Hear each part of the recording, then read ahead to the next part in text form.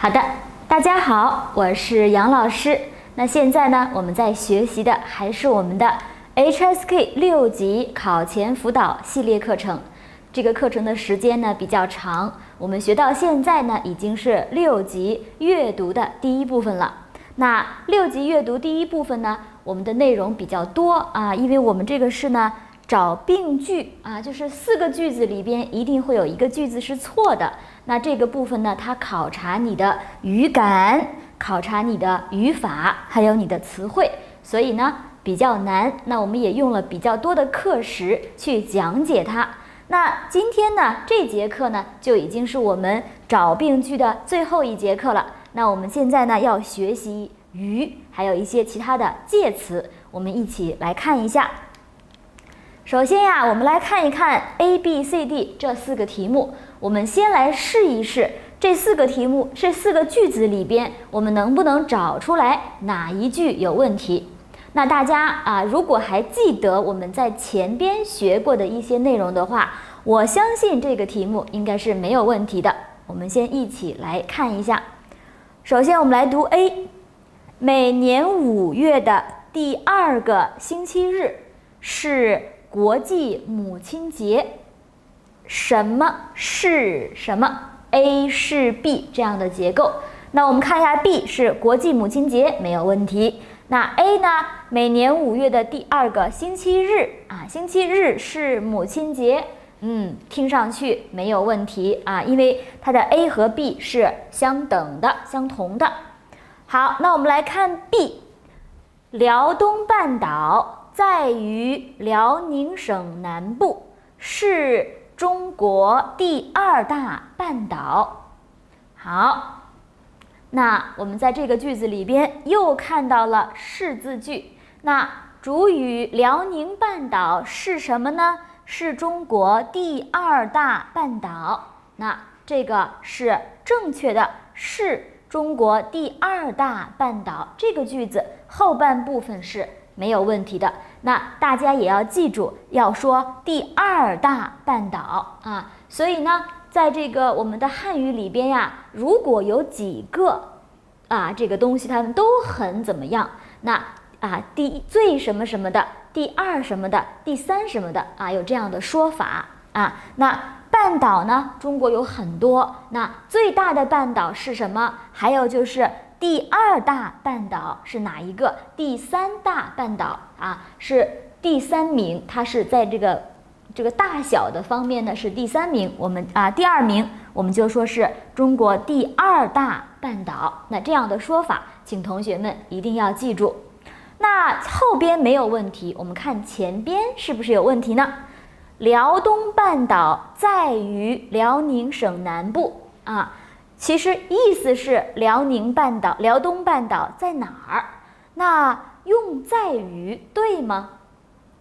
我不知道同学们还记不记得老师在前边的几节课里边给大家看到过一些正确的表达这个地方在哪儿的句子。大家如果还记得一定会知道，那这个词它是不对的。为什么呢？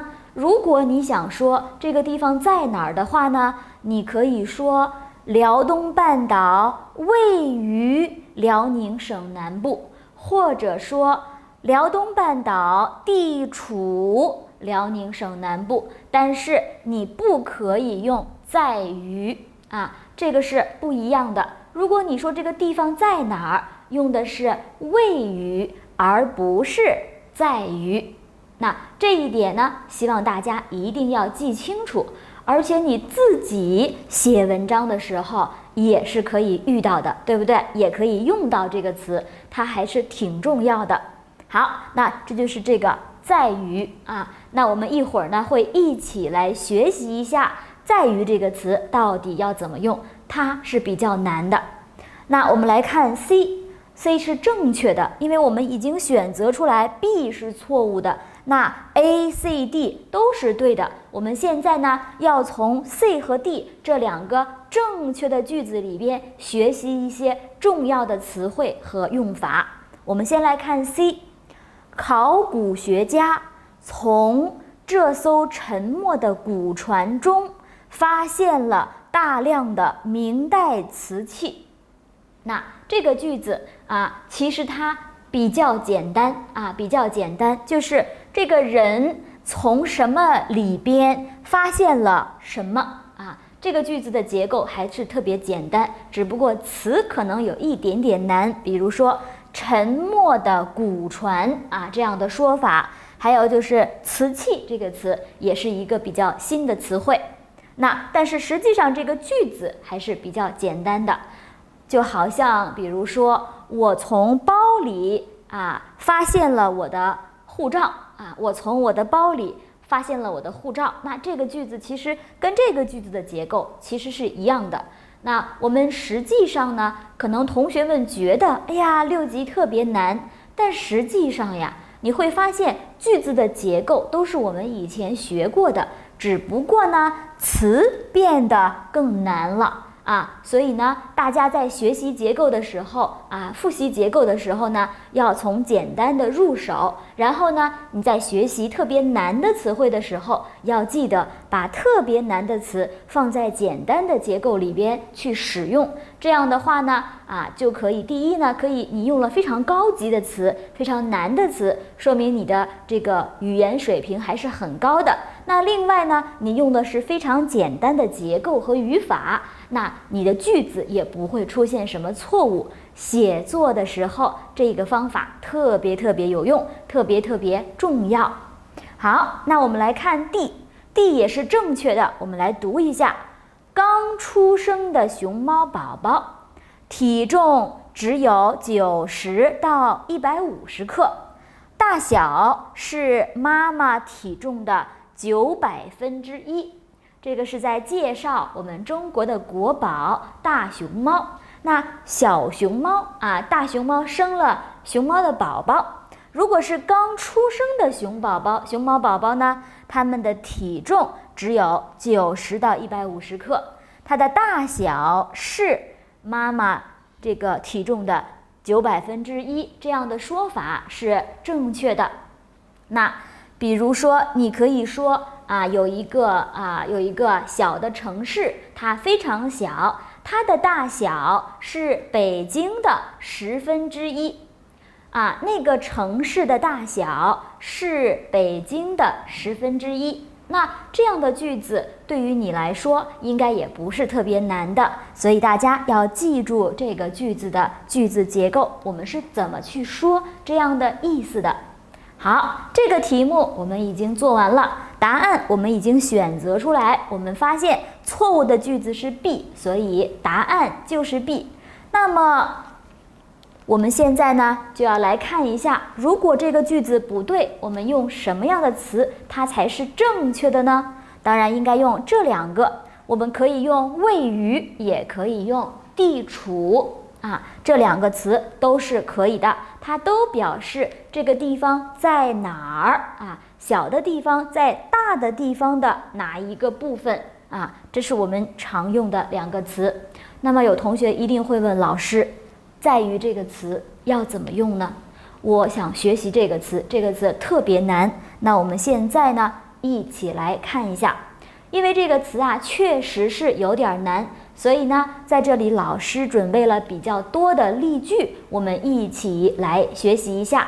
那同学们基本上，如果你能够把这些例句都能够读懂，或者说能够记住其中的一部分的话呢，在于这个词对于你来说就不是特别难了。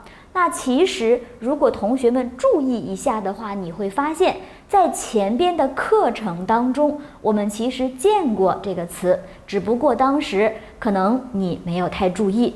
那我们现在呢一起来看一下这个词它可以怎么说。我们首先要来看一下在于这个词它的意思是什么呢？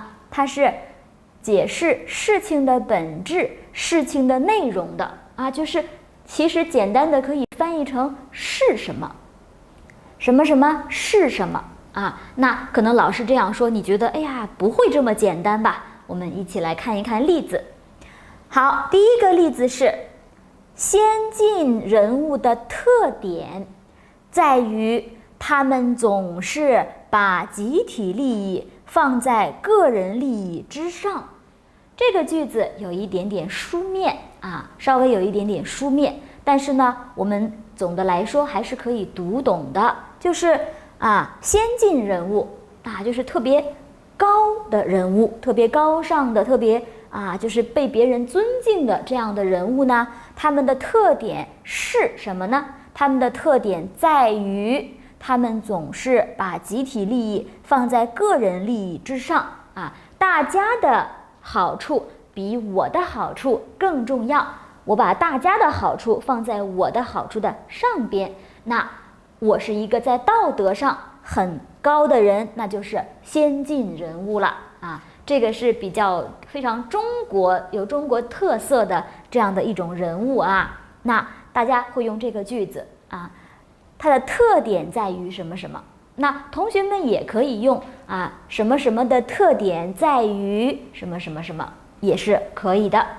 那我们来看第二个，一个人的伟大之处就在于他能意识到自己的渺小我们在这里看到了一个人的伟大之处，他很伟大，他为什么伟大呢？他哪里伟大呢？他的伟大之处在于什么？在于他能意识到自己的渺小，他知道自己是一个很渺小的人，是一个不完美的人，是一个有缺点的人。如果一个人能够知道，能够意识到，我是一个有可能有一些缺点的人，那我们说他其实就是一个很伟大的人了那伟大之处在于什么什么那这样的说法也是可以的。伟大之处、成功之处等等，这个什么什么之处就在于什么什么。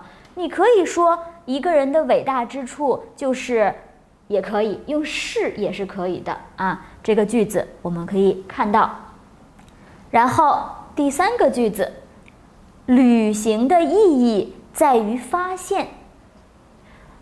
很多人都喜欢旅行，对不对？那你为什么要去旅行呢？你旅行的意义是什么呢？我们在前边的课程里边讲到过意义这个词，对不对？那旅行的意义是什么？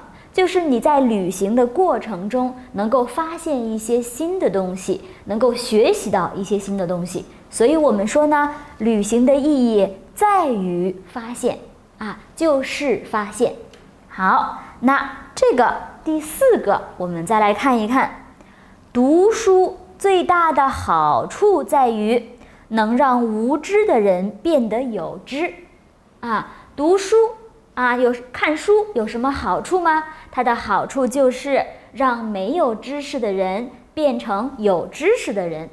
那这个句子其实看上去非常简单，其实也可以翻译成是，对不对？但是呢其实你看特点、伟大之处、意义、好处，它都是非常抽象的，表示这个事物的本质、内容、特点这样的东西，这样的词。所以呢，它的意思虽然是，但是这个是呢，跟我们一般的是，比如说我是中国人，那个是呢，还不是完全一样的意思它是它的是的意思，但是呢，它前边的内容一定要是非常抽象的，它介绍的就是这个抽象的东西是什么。我相信现在呢，大家应该会比较了解在于这个词要怎么用了。那我们再来看下边的一个练习题，一个句子，一个人的价值在于与他人不同的地方。这个句子我们其实以前还是真的看过在我们前边做练习的过程当中，我们看到的正确的句子里边就有这样的一个句子，一个人的价值不在于他与旁人相同的地方，而在于他与别人一样不一样的地方，就是不同的地方。一个人他是有价值的，为什么呢？他的价值在哪里呢？在于他跟别人不一样的地方。好，这是我们的这个句子。那最后一个句子，这件事失败的原因在于事先准备不足。这件事失败的原因是什么呀？根本的失败原因在哪里呀？就是我们准备的不够啊。比如说啊，我们举一个非常具体的例子，有一位同学他去考 HSK， 但是考的不是特别好，那我们就问为什么考的不是特别好呀？很有可能最根本的原因就是准备的不太好啊，没有听我们的课程。那他如果是说的是原因的话，我们可以说原因是什么，当然我们也可以说原因在于什么什么。好，那我们发现这些句子的里边的在于都可以换成是，但是呢我们也知道是这个词呢在很多句子里边都可以用。如果是很具体的，这是我的这个手表，或者是说我是一个老师，这样的是非常具体的是的话呢，你不能用在于。但是如果你的句子说的是原因、特点、价值、意义或者是这个什么好处还有是伟大之处这样的非常抽象的、本质的、特点的、内容的这样的词的话，它就可以用在于。好，那现在大家是不是更清楚了呢？那我也希望大家呢认认真真的多读一下，多读几遍这样的句子，我相信在于这个词汇你一定可以掌握了。好，那在于这个词呢还有第二个意思，我们来看一下，去不去在于你自己。比如说我想邀请你去参加一个活动，你很犹豫，你说我去呢还是不去呢？那我不能帮你决定，这个事情要由你自己决定，所以我可以说去不去在于你自己。那这个时候它的意思就是由什么什么决定的这样的意思。好，那第二个意思呢用的情况没有那么多，但是大家也应该去记住它，所以这些例子就可以告诉大家在于这个词是什么意思，而且也可以告诉大家在于这个词要怎么去用。希望大家呢通过阅读这样的句子和想一想它的意思，可以明白而且可以记住。那这个词它不但是在这个阅读的第一部分比较重要，有可能你会碰到它，有可能它是错误的句子。那同时呢在阅读的第二部分也很重要。那另外就是在书写的部分，你如果真的会用，你可以使用它，你可以正确的使用它的话呢，你的分数当然就会更高。好，这是我们的在于，请大家一定要认真学习。那然后呢我们来看一下另外还有几个什么什么于，我们一起来学习。好，这一个的话是处于。处于这个处它就是地方的意思，你在哪儿的意思当然它有两个发音，一个是处，比如说好处、坏处，这个处。那还有一个就是处，就是在哪儿的意思。那处于是不是在哪儿的意思呢？不是，它的意思是在什么什么状态里边在什么什么情况里边这样的意思。比如说第一个句子，伤员处于昏迷状态有一个人呢他受伤了，他现在呢昏倒了，他的脑子已经没有意识了，他一直在这个情况里边，他一直在这个状态里边。那我就可以说伤员处于昏迷状态。那大家可以看一看它其实也是在的意思，但是它在的不是一个非常具体的地方，它是在一个情况里边，或者是在一个状态里边那它就是比较抽象的在了。那再举一个例子，下一个例子目前我队处于优势。啊。目前我队处于优势，它是什么意思呢？优势就是好的情况的意思啊。比如说这个队呀，可能就是比赛的队伍的意思啊。比如说2个足球队，他们正在比赛。那一个足球队呢，确实稍微厉害一点点，他现在呢进了这个2个球。那这边这个队伍呢，他可能最近呢这个发挥的不是很好，所以他现在呢只进了1个球，进了2个球，进了1个球。那进2个球的队现在就是处于优势，他就在一个比较好的情况、比较好的状态当中。那这个句子的意思，大家相信也比较清楚了。所以这2种情况的话呢，我们要用的是处于要用的是处于，是在的抽象的用法。请大家呢认真的读一读这2个句子，然后呢，希望大家能够做一些笔记你多读的话呢，你就会有语感。那下一次如果你真的看到它们，你可以判断出来它们对还是不对。那现在呢，我们再来看的是出于出是出来的意思但它也是从哪里出来的意思。那这个出于就是从哪里出来，它实际上意思是由于的意思是因为的意思。那我们要怎么去用它们呢？我们先来看例子。第一个，采取这样的措施主要是出于安全的考虑。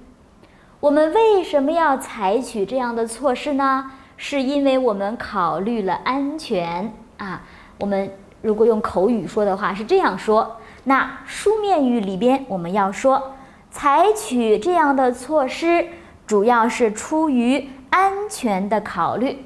出于安全的考虑出于什么的考虑，其实还算是一个比较固定的用法，你可以记住它。好，那看第2个例子，出于个人原因，本人决定辞去这份工作因为我个人的原因，所以我决定辞职那这个时候也可以用出于，它就是因为的意思。当然了，因为呢它比较口语，它用的时候呢比较随便。因为的后边呢可以跟一个词，也可以说一个句子比如说，因为我没有护照，所以现在我不能去外国旅游。因为我没有护照，这是一个句子，它是可以的但是出于呢就不可以了。你看一看，出于安全的考虑，它是一个名词的词组。出于个人原因，它也是一个名词的词组。所以出于的后边一定要是名词的词组就是它不是一个句子。但是因为由于它没有限制，你可以随便用，你随时后边跟什么样的词或者句子，只要它表示原因就都是可以的。但是出于呢，它的要求就特别高了。大家要知道呢， HSK 6级的词汇，这个词汇的级别越高，它的要求也就越高。我就是不能随便跟所有的词都能在一起使用它的要求非常严格，我只能放在这里，我只能在这样的情况下去用这个词。那大家在学习词汇的时候一定要格外的小心这个学习6级词汇最重要的是你要能够明白这个词到底什么时候可以用，它可以跟什么样的词在一起用，这是非常非常重要的。好，那处于我们已经明白了，出于我们也明白了，那再加上刚才的在于我们也学过了，那还有就是位于和地处我们都看过了，我们也都明白了。那关于于的我们已经明白了大部分了那当然了，像一些比如说出生于1995年，他毕业于北京大学的那个于就是在的意思。那个呀，因为它太简单，所以我们在这里呢就不再整理它，不再总结它了。那我们现在呢看一看一个例子，我们看一看这个是不是有问题。执行标准并不困难，更难的在于是持之以恒，不找借口，不打折扣。它的句子是执行标准并不困难，难的是什么呢？最难的方面，最难的这个地方在哪儿呢？持之以恒，不找借口，不打折扣。如果你有一个标准，你执行这个标准的时候，最难的事情是你要一直去执行，你没有借口你不会说有一些折扣不打折扣就是比如说这个标准是所有的人都要这样，但是呢你给一些例外什么样的人可以不这样那这就不好了。我们举一个比较简单的例子，比如说呢如果你杀了人你就必须要去监狱里边。如果你杀了人，你就必须去监狱里边，这个算是一个比较一般的一个标准了就是当然了，那种故意的和无意的，它还是有区别的。可是这个标准，世界上所有的人，一个国家所有的人都应该遵守执行这个标准。那打折扣的意思就是说呢，所有的人都应该遵守这个标准，但是有一个人他非常有钱，因为他有钱，所以我们说你杀了人你可以不去监狱，那这个就属于打折扣的行为了就是它是一个例外了我们没有真的100%严格的执行这个标准，就叫打折扣。那这个呢算是一个比喻的说法，希望大家呢能够理解。那这个句子到底有没有问题呢？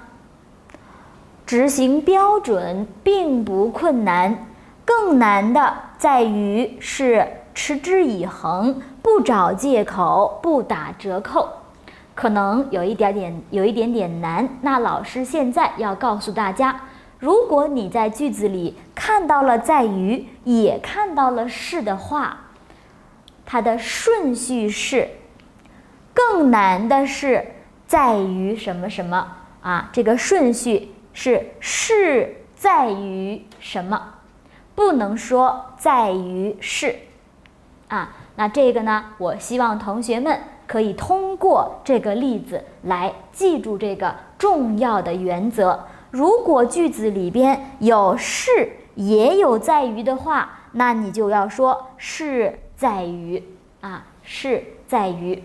好，那这个例题相信大家已经掌握了。那我们继续看这个，对于他人发生矛盾，甚至批评指责他人时，换一种温和的语气，多一些体谅和理解的话语，也许问题就没那么复杂和尖锐了。这个句子比较长，那从这儿到这儿的话呢，如果你换一种什么，如果你多一些什么，也许问题就没那么复杂和尖锐了。这个句子呀，看上去是没有什么问题的。那我们就要看一看前边这个句子，对于他人发生矛盾，甚至批评指责他人时，这个时就是的时候，什么什么的时候。那我们要知道呢，如果是发生矛盾的话呢，大家知不知道发生矛盾这个词应该要怎么用？大家可以说句子吗？发生矛盾比如说一位丈夫和他的太太，他们有一个问题，他们互相不能同意对方的看法，所以吵架了。那这个时候我要说一个句子的话，我要用发生矛盾这个词去说的话呢，我应该说什么？丈夫和太太发生了矛盾书面语，丈夫与太太发生了矛盾。所以如果是两个方面，两个人发生矛盾的话，你一定要记得用与，或者是用和，或者是用跟你必须要用这样的一个介词。那用对于可以吗？当然是不行的所以呢，这个地方就已经错误了。那我们现在要一起看一下，正确答案是与别人发生矛盾时，批评指责他人时这个就不需要与了，因为批评别的人指责别的人，它不需要和与，但是发生矛盾一定要用和或者是用与。那这样的时候呢，我们要怎么做呀？我们要换一种温和的语气，我们要多一些体谅和理解的话语。这样的话呢问题就可能没有那么复杂了这个句子正确的句子应该是与他人发生矛盾，不能是对于他人发生矛盾。那有同学问了，老师，对于这个词我们怎么用我们来看下边这个例子。对于这件事，我们的看法是你也有责任。对于这个问题，对于这个事情我们用对于的时候都是这样说的，有一点点像关于的意思。好，那这个句子大家也认真的读一下。那这个句子当然也应该认真的读。那你要记住，与别人发生矛盾，和别人发生矛盾。当然了，我们也希望大家呢能够多一些温和的语气多一些体谅和理解的话语。如果你可以这样做，你就不会与别人发生矛盾了。好，这是我们的关于与和对于的这样的一个题目。希望通过这个题目呢，大家能够记住发生矛盾这个词要怎么用，还可以能够记住对于这个词要怎么用。好，那我们继续看，这里有一个句子那根据大家的经验，老师放在这里的句子一般都是错误的，所以现在呢，要请大家认真的读一下，你来告诉我这个句子里边哪里有错误。好，关于火山的喷发情况，可以将火山分为死火山、休眠火山和活火山。那这个呢，就是火山的分类。火山一共有3种，就是死火山、休眠火山和活火山。我不知道大家是不是了解火山这种东西了解吗？就是一种山，但是有的时候它有火出来这个词在汉语里边真的是非常简单，一看就能明白，真的是一个很有意思的这样的一个汉语词。它有3种：死火山、休眠火山和活火山。那这个句子是关于火山的喷发情况，可以将火山分为这3种不同的火山。那同学们觉得这个句子对还是不对？那如果不对的话，哪里错了呢？想一想。那因为我们今天学的是于，所以有可能聪明的同学说，老师应该在于于这个词，关于这个词，但是我也不知道它到底哪里错了。好，那我们首先要知道，如果你要把火山分成3种的话呢，你应该有一个标准，对不对？为什么火山是这3种？这3种有什么不一样吗？那不一样的这个根据就是喷发的情况。死火山它以前喷发过，现在到以后都不会再动了，都不会再出来火了。那休眠火山以前喷发过，现在在休息，可能哪一天它就又开始喷发了。那活火山就是它一直不休息啊，隔几天、隔几段时间它就开始喷发、喷发、喷发，一直喷发的，它就是活火山。那这3种不同的火山，它们的喷发情况是不一样的，所以我们把火山分成3种，我们的标准就是喷发情况。那如果你想说啊，我们用这样的标准，我们把火山分成3种，那这个时候呢，你不可以用关于，而应该用的是根据或者按照火山的喷发情况，可以将火山分为死火山、休眠火山和活火山。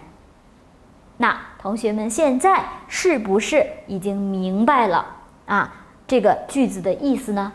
那前边是分类的标准，你根据这个标准，你按照这个标准，可以把这个东西分为几种。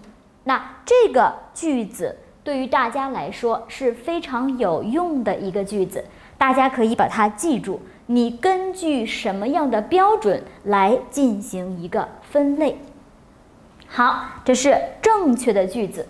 那么现在呢，我们要来聊一聊关于这个词。为什么这里不能用关于呢？关于这个词要怎么用啊？比如说呀，关于这个问题，我的看法是什么什么什么什么。再比如说，我买了一本书，这是一本关于 HSK 的书。关于 HSK 的书，就是这本书说的都是 HSK 的内容。那关于这个问题，我的看法是什么什么什么什么。那关于这个问题啊，就是这个问题的方面，我们的看法，我们的想法。所以关于这个词，它其实比较简单啊，那它不可以放在这里。我希望同学们在这儿呢，听到这儿已经明白了，关于这个词它其实是不一样的啊，不能够放在这里，因为这里你是要做分类的，所以你一定要按照一定的标准或者根据一个标准来进行分类。那现在大家要把这个句子再认真的读一遍啊，你能够把它记住的话，你就学会了一个非常重要的知识。好，那在这里老师要给大家看一看特别多的词啊，特别多的句子。那虽然看上去非常多，大家一看，哎呀，老师你又要教我很难的东西了。那其实呀，老师想告诉你，它其实并不是非常难。比如说，在什么什么什么上，它的意思是什么呢？在什么什么方面的意思，大家一定要记住这一个。在什么什么上，意思是在什么什么方面。比如说，第一个句子，在这件事情上，我保持中立的态度。啊，它有一点关于这件事情，在这个事情的这个方面，我的看法，我的态度是什么呢？我是中立的。我不觉得他对，我也不觉得他对，我在中间啊，我的态度是中立的。那这个句子，同学们认真读一读，一定会觉得，我明白了，在什么什么上这个词的意思是什么。那看第二个，东西方在饮食习惯上存在巨大的差异。东方和西方啊，它们有很大的不一样的地方啊，巨大的差异，非常大的不一样的地方。那在什么方面呢？就是在饮食习惯上，在饮食习惯方面吃东西方面。比如说，那关于主食的看法，中国人或者说亚洲人或者中国人，主要是中国人的话呢，对于我们来说，米饭和面面条呀这个馒头呀包子呀，它们是主食，主要的食物，让我们吃饱的这样的食物。所以我们在吃饭的时候呢，米饭和菜，馒头和菜，这个是我们吃饭的一个习惯，我们的一个饮食习惯。但是我的西方的学生，我的西方的朋友都告诉我，老师在我们的国家呢，我们基本上很少吃米饭，我们吃什么呢？我们吃土豆。那对于我们来说，土豆是我们的主食。有的人说牛肉是我们的主食那这就是我们的不同，这就是我们在饮食习惯这个方面有很大的不同。好，那他说在饮食习惯上，在饮食习惯方面的意思。好，那我们来看最后一个。近年来，人们在孩子的教育问题上花的钱越来越多。人们现在花钱真的越来越多。但是呢，不只是人们要买东西要吃好吃的东西或者是要出去旅游买不仅仅是这个原因。那还有一个很重要的原因，就是爸爸妈妈如果有了孩子，他们会在孩子的教育方面花很多的钱那在孩子的教育问题上，就是在孩子的教育问题这个方面。那我相信这3个句子，如果大家能够认真的读，而且如果能够读懂的话，那这个在什么什么上，对于你来说就一定不是一个问题了。好，那现在呢，我们一起再来读一下这3个句子。第一，在这件事情上，我保持中立的态度。第二，东西方在饮食习惯上存在巨大的差异。第三个，近年来，人们在孩子的教育问题上花的钱越来越多。好，这3个句子大家认真的记住它们，我相信这个语法你一定能够掌握了。那下边这个在什么什么中，就是在什么什么过程里边，在什么什么范围里边这样的意思。因为中本来就是里边的意思。好，那当然它也有一个意思是中间，但它也是里边的意思。我们一起来看例句。第一个，在比赛过程中，他表现得非常好。那比赛呢有比如说2个小时，那在这个里边在这个比赛的过程中呢，他表现得非常好这个就特别简单，对不对？那我们再来看下一个，在世界上现存的动物中，鲸鱼是最大的哺乳动物。我们应该是学过这个什么叫做哺乳动物了就像是比如说猫呀、狗呀，它们有孩子的时候是在肚子里边有一个小宝宝，然后呢生出来以后要喂它们奶或者是给它们找吃的，那这种动物叫做哺乳动物。那么在世界上现存的动物中，世界上有很多动物所有的动物，在这个动物里边呢，鲸鱼是最大的哺乳动物啊。那这个句子同学们是不是明白了呢？那我们要知道呀，如果在一个范围里边有一个人或者是有一个东西是特别的，我们一定要记得说在什么什么什么中啊，有一个是怎么样的。那这样的说法同学们要记住，我们后边呢要做题，一起来做题试试看了。当然了，我们现在再看一个，我们学了在什么什么上，我们学了在什么什么中，当然我们要学习在什么什么下。那这个什么什么就是原因或者是背景啊，或者是背景或者是原因。那这样说呢也不够清楚，我们一起来看例句。在我们的共同努力下，这次比赛取得了良好的成绩。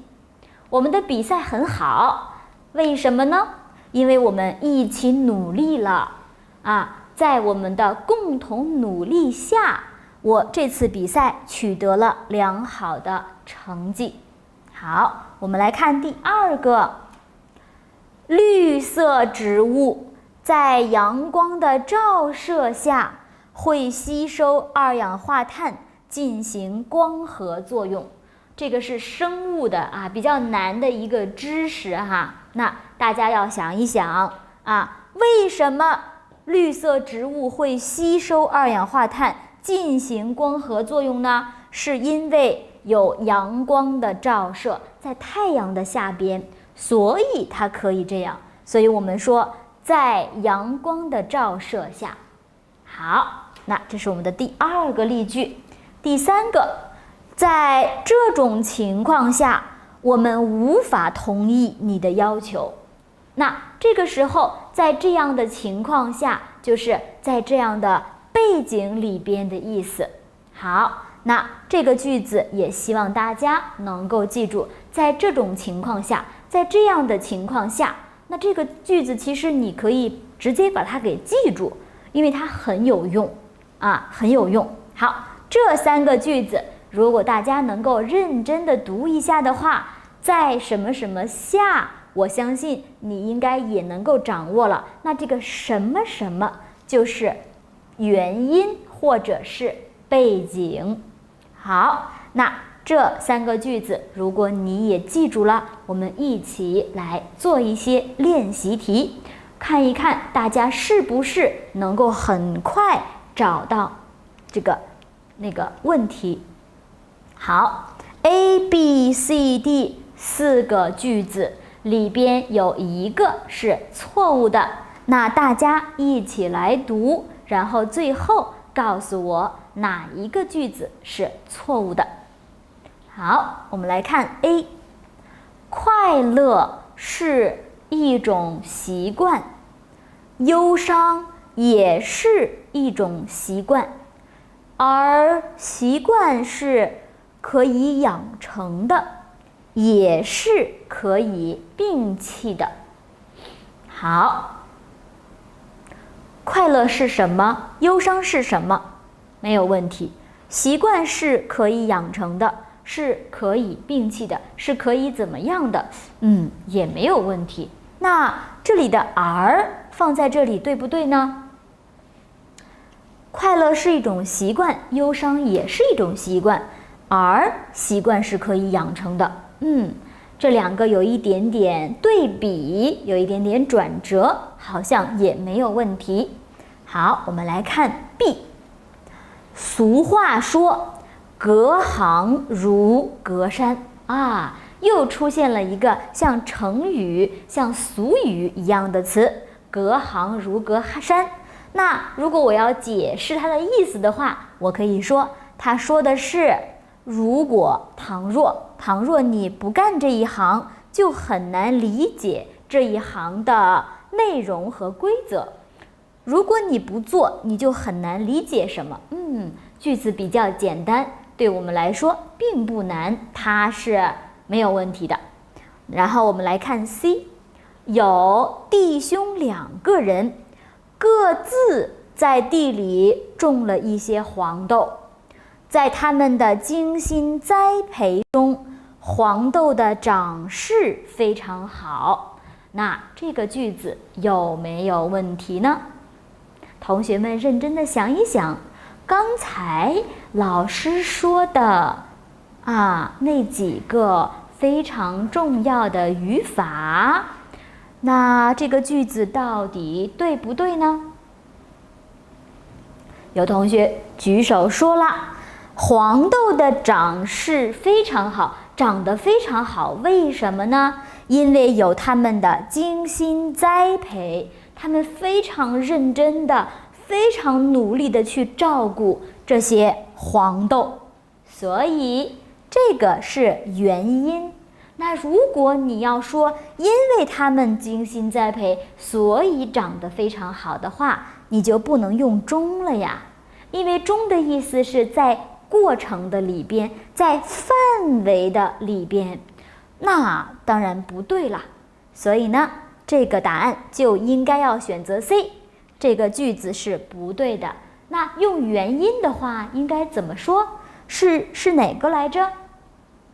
说原因的话，同学应该还记得在什么什么下，所以答案就应该是在他们的精心栽培下，黄豆的长势非常好。那现在你明白了吗？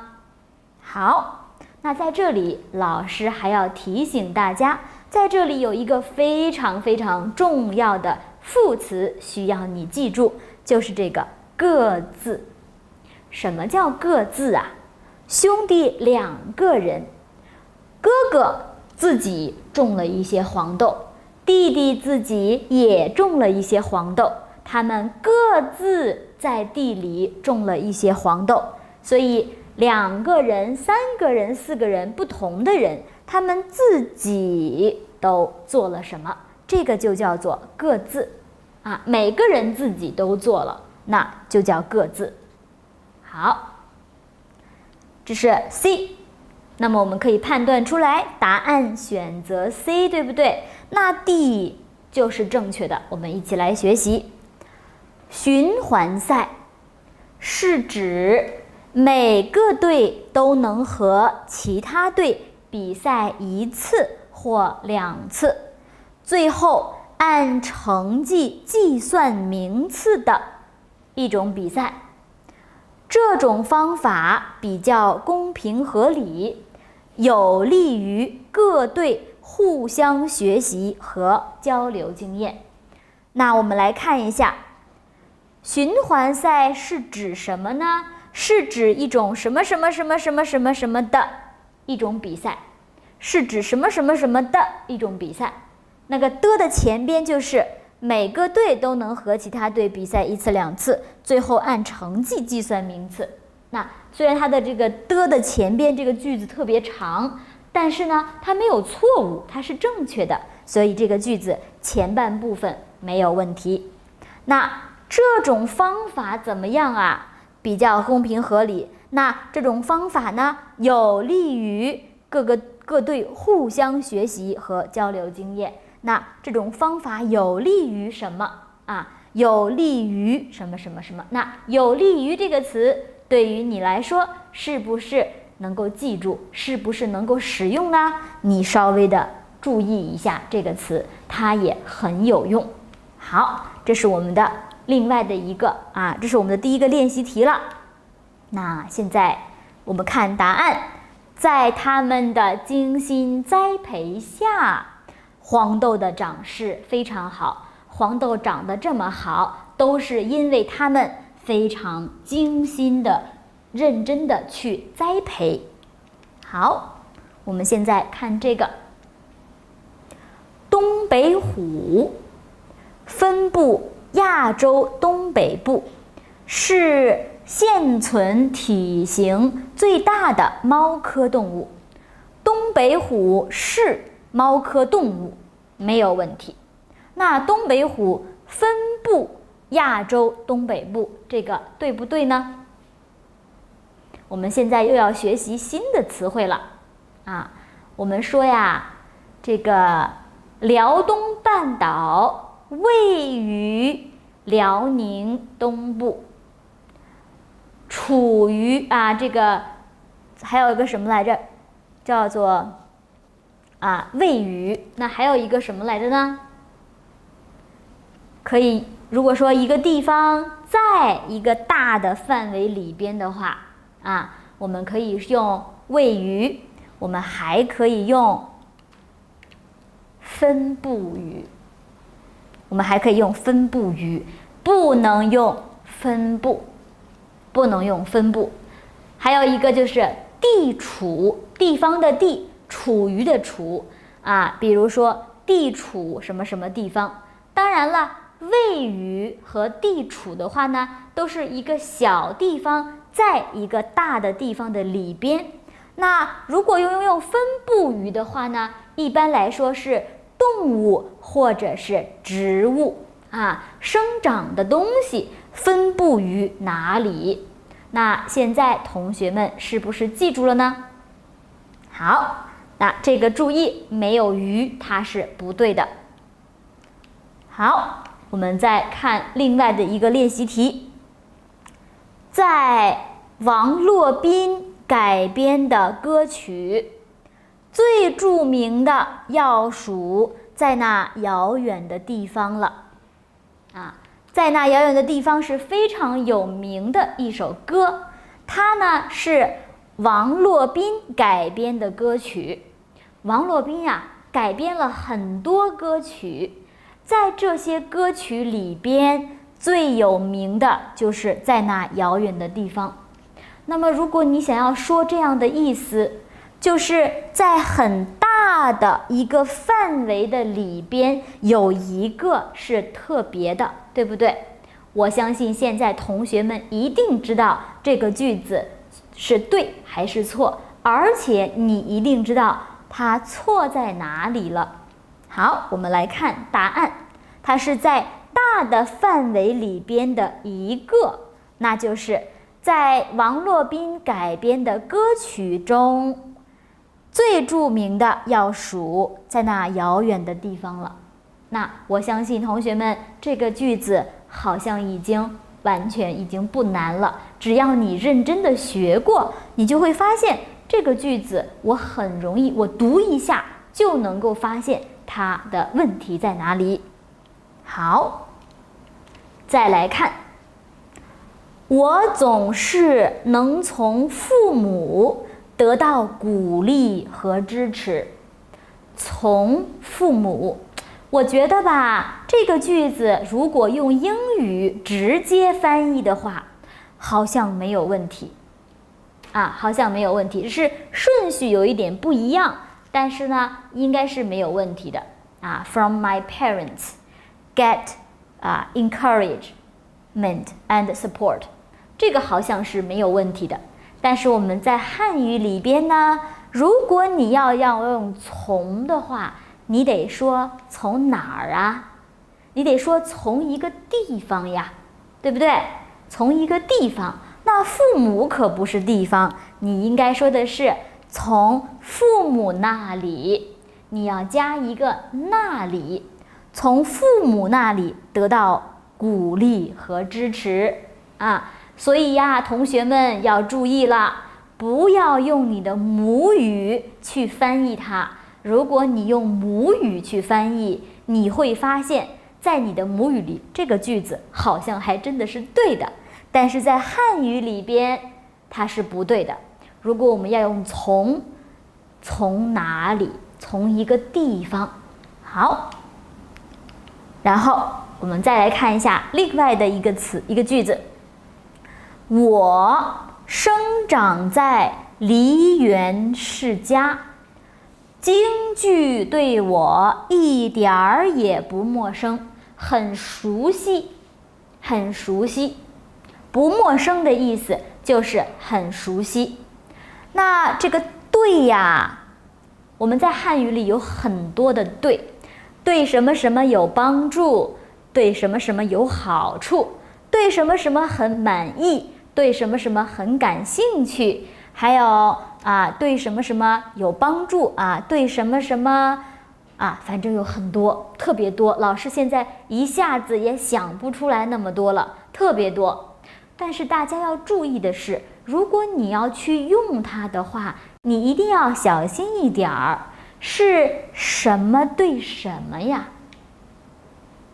大家要注意是什么对什么？这个对的前边和后边应该分别是什么呢？比如说我们举一个简单的例子，比如说你学习这个汉语课，你觉得这个汉语课非常好，这个汉语课呢帮助你就通过考试，所以呢你觉得这个课有帮助，那这个句子应该要说汉语课对我有帮助，因为它影响了我，它帮助了我，汉语课对我有帮助。但是我们再换一个词的话，比如说因为你住在北京大学里边，所以你知道在北京大学有几个餐厅，你知道在北京大学哪个地方更漂亮，你知道在北京大学去哪儿买东西，那你非常熟悉北京大学。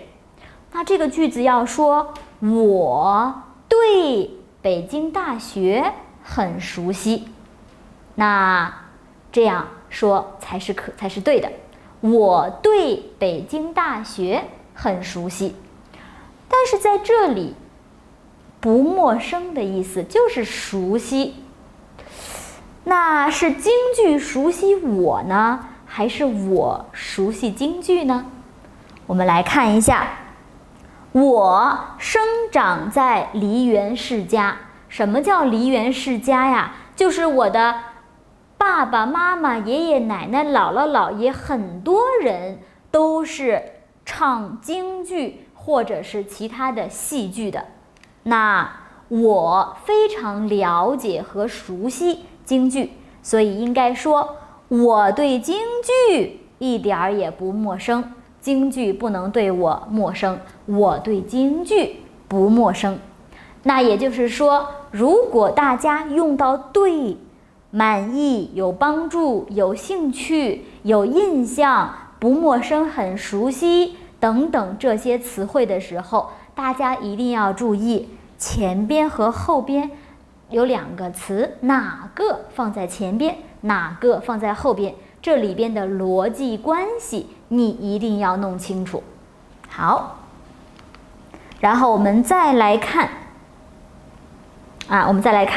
那这节课我们主要讲的就是这个介词。那同学们要注意的是，这个介词呢，如果有一个介词结构的话，它有一个 verb 的话，你一定要注意这个介词的结构应该在动词的前边。这个呢，可能有很多语言里边是放在后边的，所以这就是为什么我们的句子里边经常会出现错误，然后你要能够把它找出来。直到第二天早上，他们还没有恢复从过度兴奋带来的疲倦。我们要说呀，从这个介词，恢复这个动词，你不能放在后边，你要放在这个动词的前边。我举个简单的例子，我是从美国来的。比如说，当然虽然我不是美国人，我们举例子的时候，一个美国的学生他就说我是从美国来的。那来是动词，从美国来的，所以要把这个介词的句子放在动词的前边那这个是不是明白了呢？再比如说，我们刚才说了对吗？我对中国的历史感兴趣，那感兴趣就是动词，那我对历史要放在动词的前边才可以。所以在这个句子里边，他们还没有恢复，恢复是一个动词，那从什么什么什么就应该放在恢复的前边啊，所以这个句子是错误的。那我们再来想一想，关于从，我们要说从哪儿，对不对？从哪儿？那从过度兴奋带来的疲倦里边，要从这个东西里边恢复。而且呢，我们还要注意恢复这个词啊，我们不能直接说我还没有恢复啊，我还没有从什么里边恢复。那如果你要用恢复这个词呢，那你第一，你可以说上个星期我病了，现在呢我已经完全恢复了，我已经恢复了，已经没有问题了。那如果你要用从什么里边恢复的话呢，你最好不要只用恢复，你应该再加一个恢复过来。好，正确的句子是他们还没有从过度兴奋带来的疲倦中恢复过来。这个句子里边呀，有特别多的需要你注意的语法，我们再来说一遍。首先，第一，从什么什么中啊，从什么什么里边，从什么什么那里，那从的后边一定要有地方的词。那从这个什么什么里边的话呢，一定要放在动词的前边。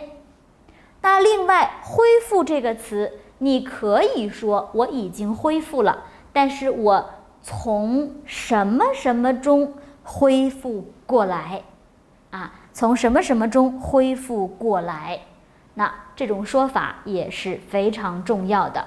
好，那到现在呢，我们的介词基本上就已经学完了。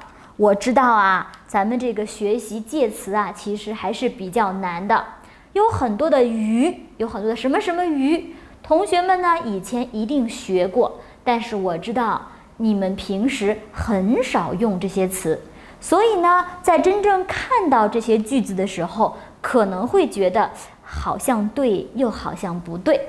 所以如果你看到这样的词，你需要用一些语法知识去分析一下它到底对还是不对。那么我们在这个课程当中呢，已经讲过了比较多的重要的语法、意思、用法，还有这样的规则。我希望同学们呢都能够记住。那也希望同学们，如果你觉得哎呀，我好像还有一些问题不太明白，你可以加我们的微信来问老师。而且呢，大家也可以在这样的网站上呢去做一些练习，去看一看这些句子里边是不是有介词，是不是有各种于啊、在呀、从啊这样的词。当然了，我们也希望同学们能够通过这个课程呢，能够掌握它的用法，而且你自己在说话的时候或者写文章的时候，都可以正确的、准确的去使用它们。那到这节课为止呢，我们的阅读第一部分的病句就已经彻底讲完了。那12节课的内容特别多，有的课像这节课可能有1个小时的时间，可能大家会觉得学得有点累，但是我也相信呢，通过这12节课的学习，大家一定已经对中国的汉语的语法有了一个更全面的、更完整的这样的一个了解。那也希望大家通过这个课程呢，汉语得到了一个提高。好，那我们的阅读第一部分就已经讲完了。那后边呢，严老师会给大家讲阅读的第2、3和第4部分。好的，那我们现在先休息一下。